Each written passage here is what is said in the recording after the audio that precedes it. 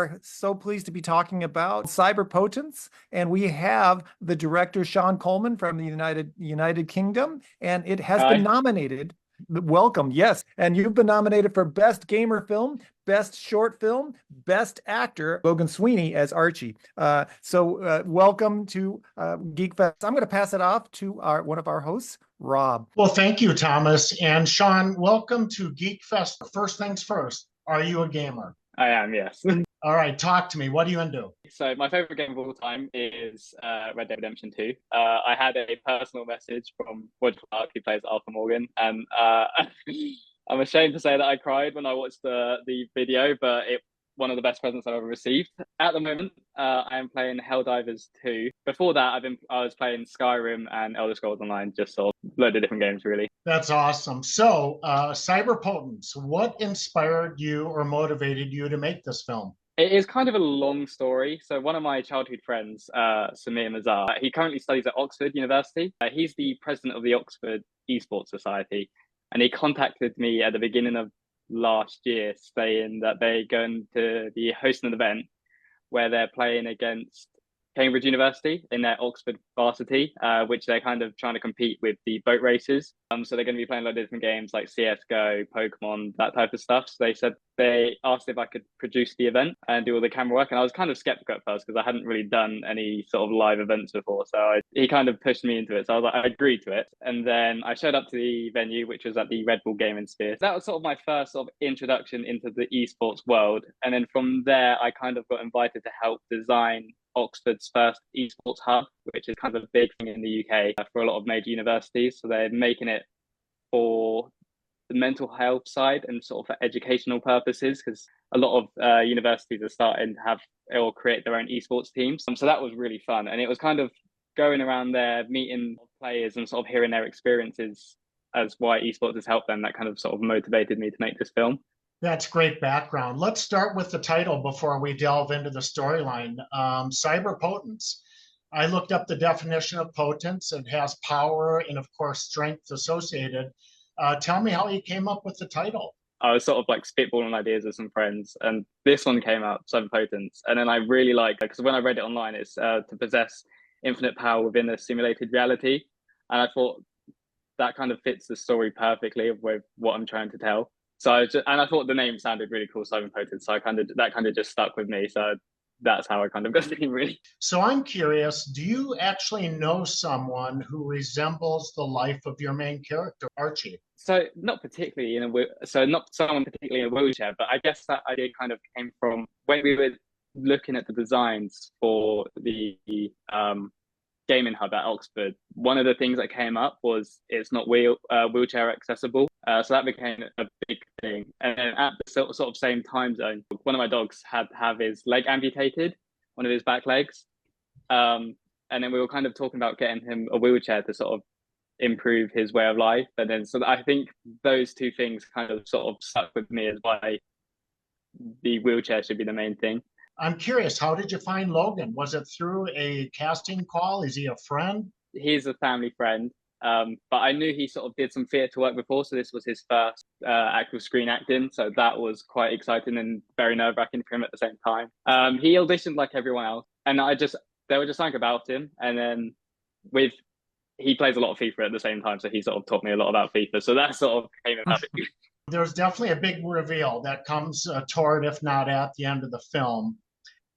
Which really made me think about a few scenes prior to that end. And that being after Archie and his community were finished playing FIFA, they all shared where they played physical, real football, in what schools they play for. And we learned that Archie ends up lying about playing.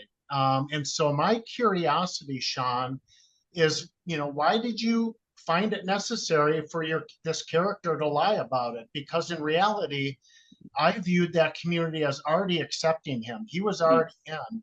So I was taken aback a little bit by him lying toward the end. Why was it written that way? That was kind of my own personal experience. I don't know if everyone feels the same. So I think because he's playing with people he's never actually met in real life, you can kind of create online persona. So with like my younger brother plays a lot of online games and he has like this online persona. And I like find it hard talking who I've never actually met before. So I kind of just sort of stick to playing with people I already know. So I feel like sharing something so personal and being vulnerable with people he's never met, thought he should sort of create a barrier there. So I'm curious, are there any specific reactions or discussions that you hope the film will spark in people? I'm hoping it makes people more open. And like you were saying, how that sort of this sort of group of people and us as gamers and as a community where they are really open with each other, that we don't have to lie, we don't have to create a facade. And that's sort of one of the things I really liked about esports when I was at the event and watching so many different people come together to play a game. It was kind of like everyone was equal. They were only sort of defined by their skill in that game. So it didn't matter about your age, any disabilities you had, what race you were, what religion you were. It was just purely based on how good you were at that game.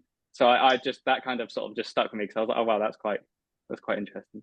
Now, Sean, I happen to recognize the room you're in, unless I'm wrong. Did you actually shoot the film in the room you're sitting in now? Yeah, so it is actually my bedroom. So that was in the UK. It was one of our hottest days of the year. We shot it on, and there was a load of us. Yeah, it's quite a small room. So there was quite a lot of us cramped in this room with the blinds closed, so there's no light coming in. So it got very hot in here. So we had to take a lot of breaks. I am now going to hand it over to host Patrick, who has more questions. Do you think video games can help disabled people?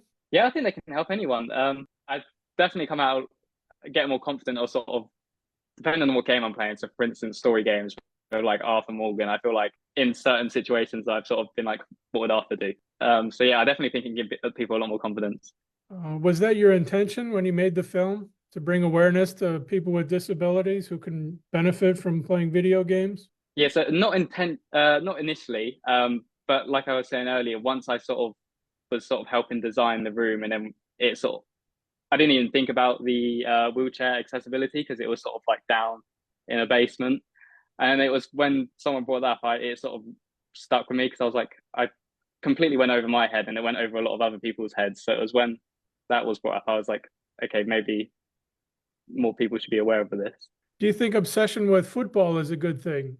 I don't think it matters. I think people can have obsessions with anything.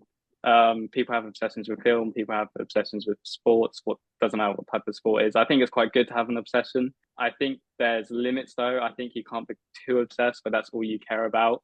I think there needs to be boundaries in place, but I think it's good too because it sort of gives you a hobby, gives you some interest. Is the film critical of video games? I know you have a lot of experience with video games, and Rob mentioned there's some discussion or arguments about whether video games are good or bad. What do you think? There needs to be a balance. I know video games are becoming a lot more accepted at the moment, especially with esports tournaments and Fortnite tournaments, and people are winning some serious money. Like my parents wouldn't have let me sat at home playing video games all day. But I think now it's sort of become more accepted.